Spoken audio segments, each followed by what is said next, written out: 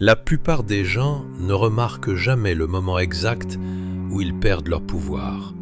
Il n'y a pas d'explosion, pas de trahison dramatique, pas d'instant précis que l'on peut pointer du doigt.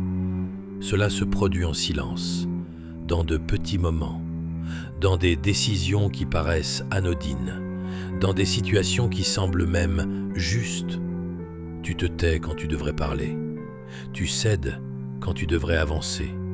Tu t'expliques quand un simple non aurait suffi. Et tu te dis que tu es quelqu'un de bien. Si tu écoutes ceci maintenant, quelque chose réagit en toi. Une partie acquiesce, une autre se crispe. Cette tension est importante. Elle signifie que tu reconnais ce schéma.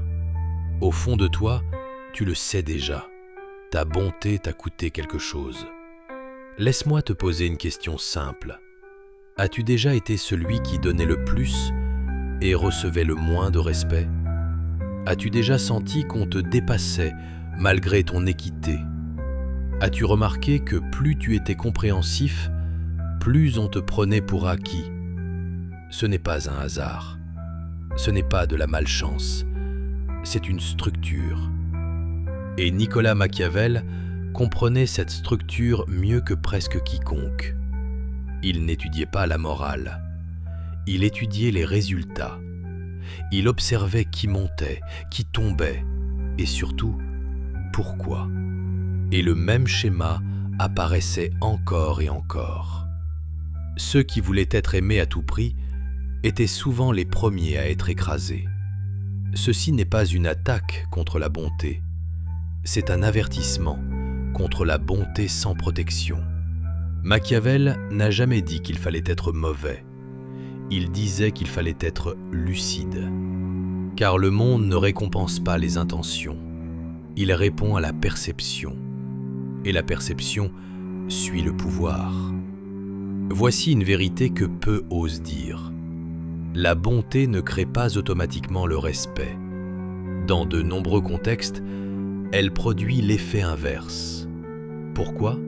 Parce que la générosité répétée reprogramme les attentes. D'abord, les gens sont reconnaissants, puis ils s'habituent. Ensuite, ils considèrent cela comme normal. Et enfin, ils estiment que c'est dû. Ce qui était un cadeau devient une obligation silencieuse. Et le jour où tu arrêtes de donner, le récit change. Tu n'es plus gentil, tu es égoïste. Tu as changé. Machiavel l'écrivait déjà il y a des siècles. Les hommes oublient les bienfaits plus vite que les offenses, non pas parce qu'ils sont cruels, mais parce que les bienfaits deviennent invisibles quand on les attend. Réfléchis-y un instant. Une blessure marque la mémoire. Des centaines d'aides se diluent. La douleur exige de l'attention. Le confort devient la norme. C'est humain. Ignorer cela ne te rend pas moral. Cela te rend vulnérable. Machiavel écrivait que les hommes sont ingrats, changeants et guidés par leur intérêt.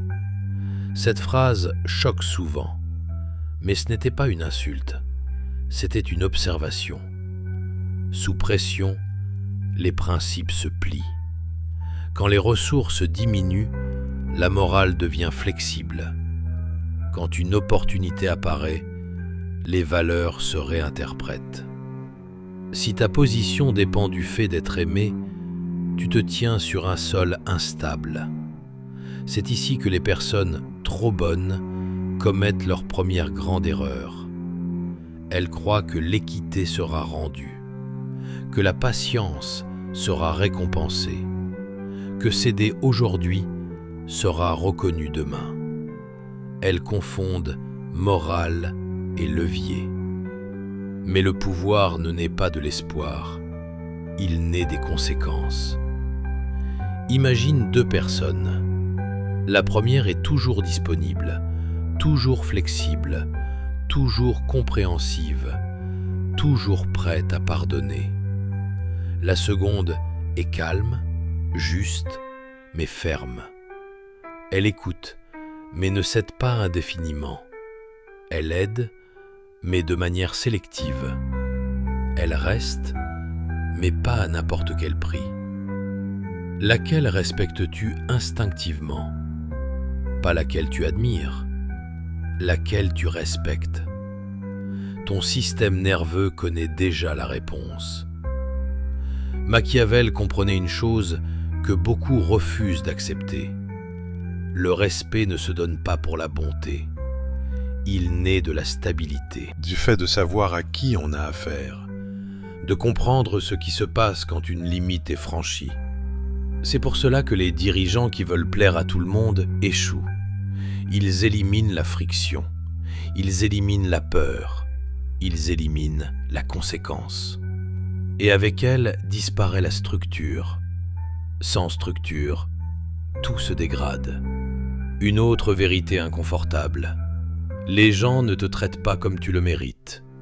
Ils te traitent comme tu l'autorises. Pas consciemment, instinctivement. Si tes limites sont floues, elles seront testées. Si elles cèdent sous pression, elles disparaissent. Ce n'est pas de la méchanceté, c'est de l'adaptation. Les personnes bonnes remarquent souvent le changement trop tard, le ton différent, le manque de respect discret, les attentes implicites. Elles ne ressentent qu'une chose, l'épuisement. Elles se sentent utilisées, ignorées, vidées. Puis vient la culpabilité, parce qu'elles se disent « Si je ressens de la colère, c'est que le problème vient de moi. » Machiavel aurait appelé cela une trahison envers soi-même. Il existe une règle silencieuse dans toute relation. Celui qui a le plus besoin de la relation a le moins de pouvoir en son sein. Le besoin crée la pression crée la concession détruit la position.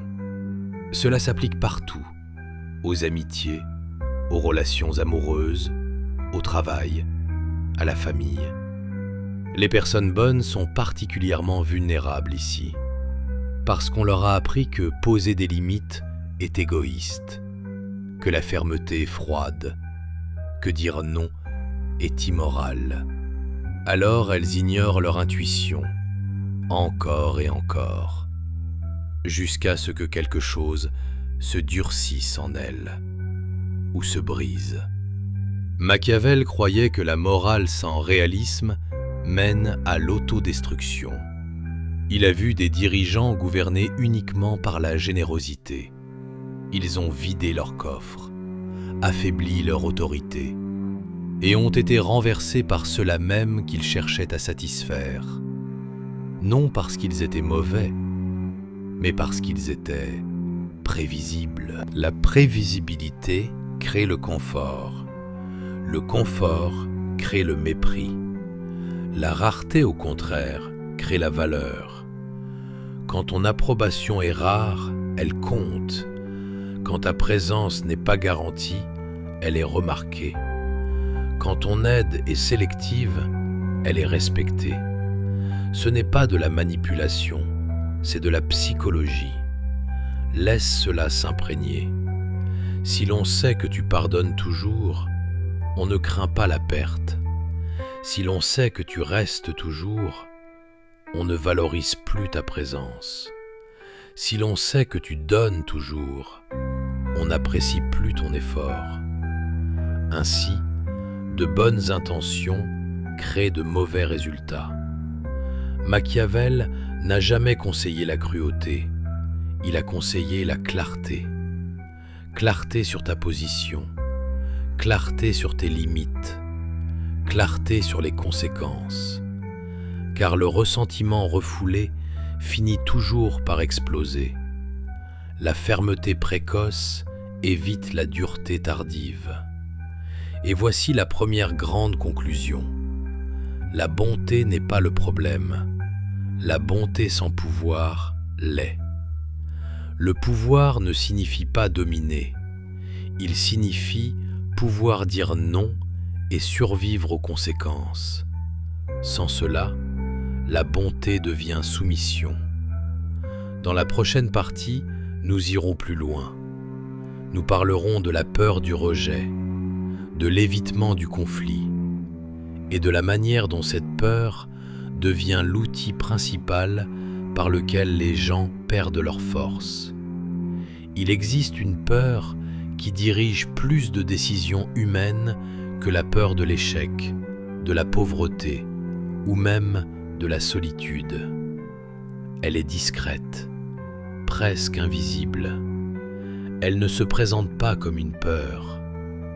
On l'appelle politesse, on l'appelle maturité, on l'appelle intelligence émotionnelle. On dit simplement « je ne veux pas de conflit ».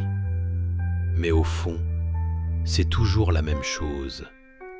La peur du rejet, la peur de ne plus être accepté, la peur d'être perçu comme difficile, la peur de perdre l'accès. Machiavel comprenait cette peur mieux que la plupart, car il voyait comment elle détruisait des personnes capables, intelligentes et bien intentionnées. Elles ne tombaient pas par manque de talent, Elles tombaient parce qu'elles avaient besoin d'être aimées. Et dès que l'approbation devient une nécessité, le pouvoir disparaît. La majorité des gens n'évitent pas le conflit parce qu'ils sont pacifiques. Ils l'évitent parce que la tension leur semble dangereuse. Un silence prolongé, un regard froid, un changement de ton. Le corps réagit avant l'esprit. Le système nerveux interprète ces signaux comme une menace. Alors, quelque chose d'automatique se produit. La personne s'explique, se justifie, cède, et sur le moment, elle ressent un soulagement. Mais ce soulagement est temporaire. Le prix, lui, est structurel. Machiavel écrivait que celui qui cherche à être bon pour tous finit inévitablement entouré de personnes qui ne jouent pas selon les mêmes règles. Pourquoi ? Parce que la morale sans limite devient une faiblesse prévisible. Et toute faiblesse prévisible attire la pression. Les personnes trop bonnes vivent souvent dans une illusion dangereuse. Elles croient que si elles sont raisonnables, les autres comprendront, que si elles expliquent calmement, il y aura réciprocité, que si elles cèdent aujourd'hui, ce sera reconnu demain. Elles confondent l'effort moral avec le levier. Mais le levier ne se construit pas sur l'espoir, il se construit sur les conséquences. Imagine deux personnes. La première est toujours conciliante, toujours disponible, toujours flexible, toujours prête à pardonner. La seconde est calme, juste, mais ferme. Elle écoute, mais ne cède pas indéfiniment. Elle donne, mais avec discernement. Elle aide, mais sans obligation. Laquelle respectes-tu instinctivement? Pas laquelle tu admires, laquelle tu respectes. Ton système nerveux connaît déjà la réponse. Machiavel comprenait une vérité inconfortable. Le respect ne se donne pas pour la gentillesse. Il naît de la stabilité, du fait de savoir où quelqu'un se situe, de comprendre ce qui arrive quand une limite est franchie. C'est pour cela que les leaders qui cherchent à plaire à tout le monde finissent par s'effondrer. Ils éliminent la friction, ils éliminent la peur, ils éliminent les conséquences et, ce faisant, ils détruisent la structure. Sans structure, tout se dégrade. Une autre vérité que peu acceptent: les gens ne te traitent pas comme tu le mérites, ils te traitent comme tu l'autorises. Pas consciemment, instinctivement. Si tes limites se déplacent facilement, elles seront testées. Si elles disparaissent sous pression, elles cessent d'exister. Ce n'est pas de la méchanceté, c'est de l'adaptation. Les personnes bonnes ne remarquent souvent pas le moment où tout change. Le ton devient différent. Le respect diminue subtilement. Les attentes apparaissent sans être formulées. Elles ressentent seulement la fatigue. Elles se sentent vidées, ignorées, utilisées. Puis arrive la culpabilité, car au fond, elles pensent « Si je ressens du ressentiment, c'est peut-être moi le problème. » Machiavel aurait appelé cela une trahison envers soi-même. Il existe une règle silencieuse dans toutes les relations. Celui qui a le plus besoin de la relation a le moins de pouvoir en son sein. Le besoin crée la pression. La pression crée la concession. La concession érode la position. Cela s'applique aux amitiés, aux relations amoureuses, au travail, à la famille, partout. Les personnes bonnes sont particulièrement vulnérables ici, parce qu'on leur a appris que poser des limites est égoïste, que la fermeté est synonyme de froideur, que dire non est immoral. Alors elles ignorent leurs instincts, encore et encore, jusqu'à ce que quelque chose se durcisse en elles ou se brise. Machiavel croyait que la morale sans réalisme conduit à l'autodestruction. Il observait des dirigeants qui gouvernaient uniquement par la générosité. Ils vidaient leurs ressources, affaiblissaient leur autorité et finissaient renversés par ceux-là même qu'ils cherchaient à satisfaire. Non parce qu'ils étaient mauvais, mais parce qu'ils étaient prévisibles. La prévisibilité crée le confort. Le confort engendre le mépris. La rareté, au contraire, crée la valeur. Quand ton approbation est rare, elle compte. Quand ta présence n'est pas garantie, elle est remarquée. Quand ton aide est sélective, elle est respectée. Ce n'est pas de la manipulation, c'est de la psychologie humaine. Si l'on sait que tu pardonnes toujours, on ne craint pas la perte. Si l'on sait que tu restes toujours, on ne valorise plus ta présence. Si l'on sait que tu donnes toujours, on n'apprécie plus ton effort. Ainsi, de bonnes intentions produisent de mauvais résultats. Machiavel n'a jamais prôné la cruauté. Il prônait la clarté. Clarté de position, clarté de limite, clarté de conséquences. Car la force réprimée revient toujours, mais déformée. La fermeté précoce empêche la dureté tardive. Dans la prochaine partie, nous irons encore plus loin. Nous parlerons de la manière dont être bon devient une identité. Comment la morale se transforme en prison. Et comment Machiavel expliquait l'équilibre entre humanité et force sans tomber dans le cynisme. Il arrive un moment subtil mais décisif dans la vie de nombreuses personnes. La bonté cesse d'être un choix et devient une identité. On ne fait plus simplement des choses bien, on devient la personne gentille.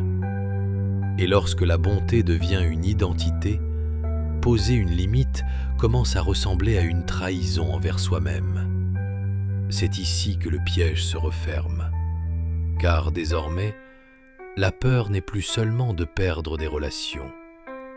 La peur est de perdre l'image que l'on a de soi. Machiavel comprenait parfaitement ce mécanisme. Il voyait comment des individus intelligents préféraient sacrifier leur position plutôt que de renoncer à l'idée qu'ils se faisaient de leur propre vertu. L'identité est une prison invisible. Dès que quelqu'un se définit comme compréhensif, juste ou moralement irréprochable, chaque décision passe par un filtre intérieur silencieux. Qu'est-ce qu'une bonne personne ferait ? Et si l'action nécessaire menace cette image, elle est rejetée, non par sagesse, par peur. Machiavel observait que de nombreux dirigeants ne chutaient pas à cause de mauvaises stratégies, mais à cause de leur attachement moral.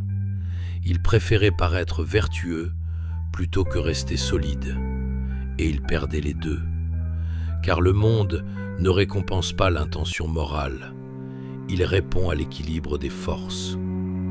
Le piège est d'une subtilité extrême. La personne trop bonne développe une forme de supériorité morale silencieuse, pas arrogante, pas affichée, intérieure. Je souffre, mais je fais ce qu'il faut. Les autres sont injustes, moi, je reste correct. Je préfère perdre plutôt que devenir comme eux. Cela semble noble, mais cela cache une forme d'orgueil passif. Machiavel aurait appelé cela une vertu stérile, une vertu sans effet. Il existe une vérité inconfortable que peu acceptent. Parfois, être excessivement bon n'est pas de l'altruisme, c'est de la peur déguisée en morale. Peur d'être rejeté, peur d'être jugé, peur d'exercer de la force. Et cette peur est rationalisée comme de la bonté. Machiavel ne rejetait pas la morale, il rejetait la morale qui ignore la nature humaine. Il savait que l'erreur n'était pas de vouloir être bon, mais de croire que les autres joueraient selon les mêmes règles. Ce n'est pas de l'éthique, c'est de la naïveté. Lorsque la bonté devient une identité, un autre danger apparaît. La personne commence à tolérer l'intolérable pour préserver son récit intérieur. Les manques de respect sont minimisés. Les abus subtils sont normalisés. Les signaux d'alerte sont ignorés. Tout cela au nom de l'harmonie. Mais le corps n'oublie rien. Le ressentiment s'accumule et tôt ou tard, il se transforme en cynisme. Machiavel avertissait que l'on finit par haïr ce que l'on a tenté de protéger. La bonté sans pouvoir mène à l'amertume. Puis vient le moment de lucidité, le moment où l'on réalise avoir été utilisé. Ce moment est douloureux, non seulement à cause des autres, mais à cause de soi-même. C'est ici que deux chemins s'ouvrent. L'un mène au durcissement cynique, l'autre mène à l'intégration. Machiavel soutenait le second. L'intégration consiste à comprendre que la force n'annule pas l'humanité, elle la protège. Dire non ne te rend pas cruel, cela te rend clair, et la clarté réduit les conflits inutiles. Machiavel écrivait que le dirigeant idéal n'est ni excessivement dur, ni excessivement indulgent. Il est cohérent. La cohérence crée la prévisibilité. La prévisibilité crée l'ordre. L'ordre génère le respect. Les personnes bonnes confondent souvent fermeté et méchanceté. Mais la véritable fermeté n'a pas besoin d'agression. Elle se manifeste par la constance, par des limites qui ne sont pas renégociées à chaque fois, par des décisions qui n'ont pas besoin d'explication, par une posture qui ne cherche pas l'approbation. Quand quelqu'un intègre la force et la morale, quelque chose change. Il n'a plus besoin de prouver qu'il est bon. Il n'a plus besoin de convaincre. Il n'a plus besoin de se sacrifier pour appartenir. Il s'appartient. Et cela se ressent. Machiavel comprenait que le pouvoir le plus stable ne s'impose pas. Il est accepté. Quand une personne agit depuis une conviction intérieure solide, les autres ajustent leur comportement, non par peur, par perception de solidité. Une étrange paradoxale apparaît alors. Quand tu cesses de vouloir paraître bon, les gens commencent à te respecter davantage. Pas nécessairement à t'aimer plus, mais à te prendre au sérieux. Et le respect est la base de toute relation équilibrée. La personne intégrée ne réagit plus depuis la peur du rejet. Elle sait que perdre l'accès est parfois le prix de la dignité. Et elle accepte ce prix sans drame. Machiavel mettait en garde contre la réputation la plus dangereuse de toutes, la faiblesse déguisée en vertu. Car elle attire ceux qui ne respectent ni la faiblesse, ni la vertu. À partir de là, la vie devient plus simple. Moins d'explications, moins de tensions intérieures, moins d'épuisement. Non parce que le monde devient plus gentil, mais parce que l'on cesse d'en dépendre pour se valider. La morale cesse d'être un masque, elle devient un choix conscient. Et la force cesse d'être une menace, elle devient un cadre. Dans la dernière partie, nous fermerons la boucle. Nous parlerons du véritable sens du pouvoir personnel, de l'influence sans manipulation, et de la manière dont Machiavel concevait la loyauté, l'héritage et ce qui dure réellement dans le temps. Il existe une illusion profondément enracinée dans l'esprit humain, l'illusion que le pouvoir est toujours bruyant, visible, agressif. Machiavel savait que c'était faux. Le pouvoir le plus durable est silencieux. Il ne force pas, il structure, il influence sans demander. Et surtout, il survit au temps. Beaucoup de gens confondent le pouvoir avec le contrôle. Ils veulent contrôler les autres, les situations, les résultats. Mais Machiavel comprenait une vérité plus subtile. Celui qui cherche à tout remember control révèle qu'il n'en a aucun sur lui-même. Le véritable pouvoir commence par la maîtrise intérieure. Quand une personne n'a plus besoin d'être approuvée, elle devient imprévisible, pas chaotique, libre. Et cette liberté est perçue comme une force. Machiavel observait que les individus les plus influents ne sont pas ceux qui parlent le plus, mais ceux dont le silence pèse. Leur présence modifie la dynamique. Leur absence crée un vide. Parce qu'ils ne donnent pas leur énergie sans discernement. À ce stade, la bonté a changé de nature. Elle n'est plus une faiblesse. Elle n'est plus une stratégie pour être acceptée. Elle devient un choix souverain. On aide parce qu'on le décide. On donne parce qu'on le juge juste. On s'engage parce qu'on le veut. Pas par peur, pas par obligation, pas par besoin d'amour. Machiavel écrivait que la loyauté la plus précieuse n'est pas celle qu'on obtient par la gentillesse constante, mais celle qui naît du respect. Car le respect survit là où l'affection fluctue. Le pouvoir personnel n'a rien à voir avec dominer les autres. Il s'agit de ne plus être dominé intérieurement par la peur du rejet, par la culpabilité, par l'image que l'on cherche à maintenir. Quand ces chaînes tombent, le comportement devient stable et la stabilité est magnétique. Les gens commencent à s'ajuster autour de toi, non parce que tu l'exiges, mais parce que ta posture est claire. Tu n'as plus besoin de menacer, ni de convaincre, ni de te justifier. Tu es cohérent. Machiavel savait que ce qui dure n'est pas ce qui est parfait, mais ce qui est adaptable.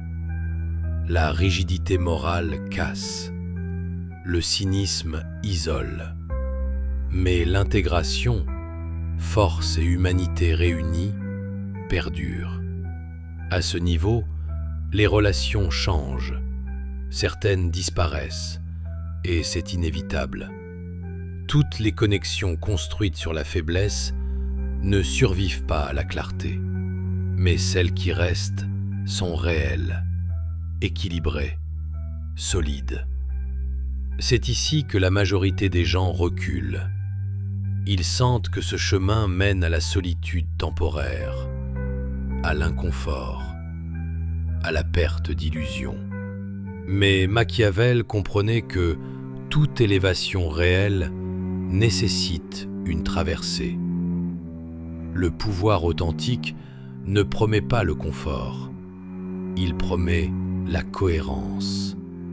Et la cohérence crée une paix intérieure que l'approbation extérieure ne pourra jamais offrir.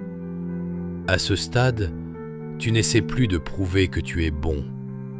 Tu n'essaies plus d'être perçu comme moral. Tu incarnes simplement tes choix. Et cela suffit.